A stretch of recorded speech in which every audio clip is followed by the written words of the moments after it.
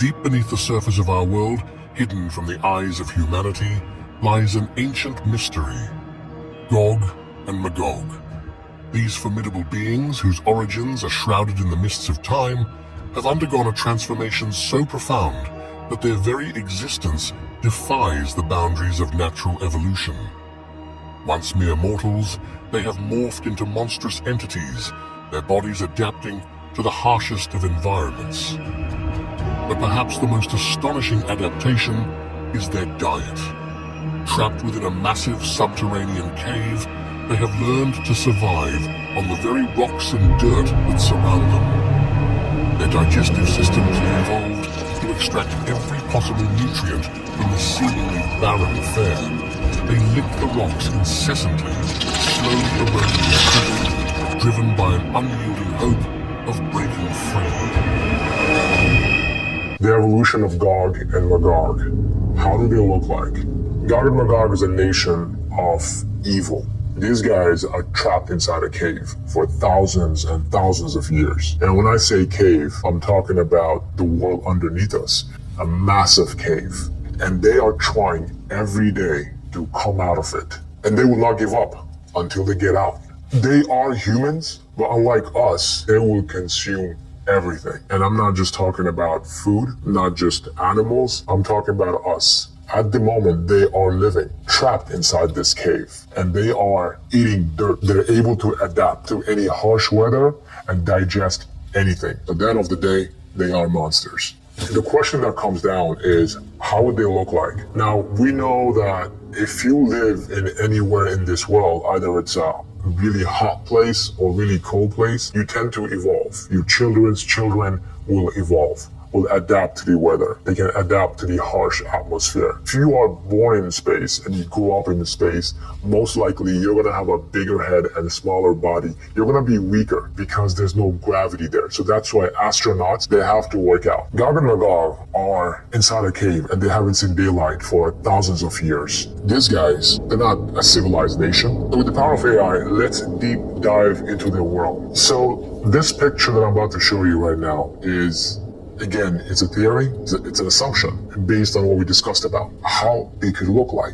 They could look like this, or they could look a lot worse than this. The release of Gog and Magog is inevitable. It's gonna happen. That is one of the signs before the final hours. This is pretty much what my film is about, Return of King, from creation to the second coming. So we are gonna really look into this in a cinematic way. Talk to you guys later.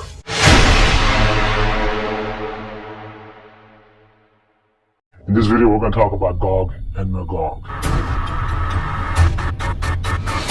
Will it happen in our lifetime? The release of Gog and Magog is an end-time prophecy that is believed in Judaism, Christianity, and Islam.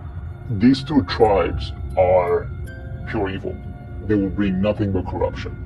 Now, we're talking about a zombie apocalypse scenario over here. In fact, even worse. But these guys are clever, and you can't get rid of them. They are overpopulated. They will just invade this world. So imagine we're 7 billion. Now multiply that by 1,000. So they will take over the world. And they will be everywhere. And they will consume everything. So this is the greatest trial humanity will ever face. This is the final boss. This is the final battle. How to get rid of them? How to end them? Well, you're gonna find it out in the movie. It's a biblical movie. That's what it comes down to. Gog and Magog are actually living right now, and they are trapped inside a cave somewhere in this world. So they're not gonna come out until the final hours. Since they are living in a cave, they must have evolved. Will it happen in our lifetime? Will they come in our lifetime? Will it happen tomorrow? Well, if it makes you feel any better, I don't think so. I don't think it will happen in our lifetime. And again, I could be wrong.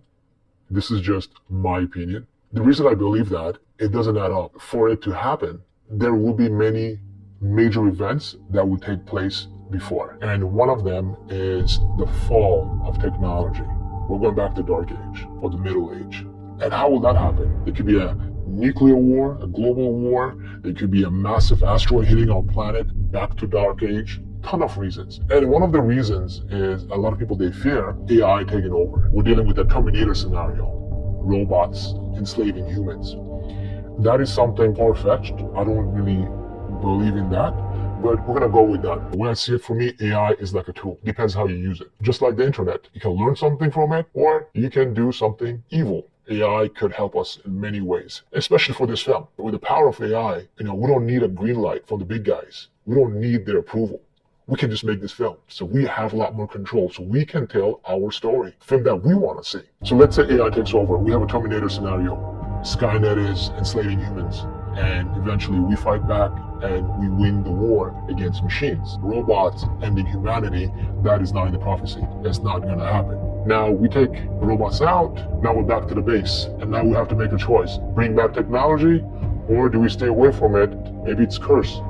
Let's not get into that anymore. Let's have the simple life, the farming life, agriculture. And now we have a new enemy we're facing, and that is the Antichrist,